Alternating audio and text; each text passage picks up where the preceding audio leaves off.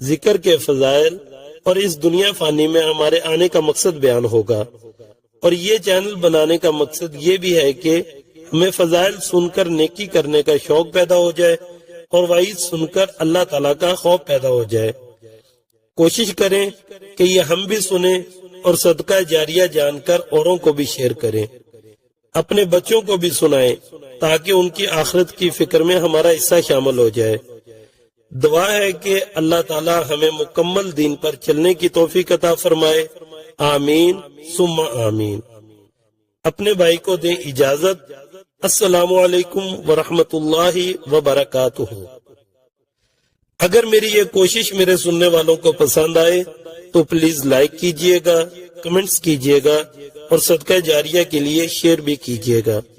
याद रहे, अल्फाज आपकी शख्सियत के पहचान होते हैं।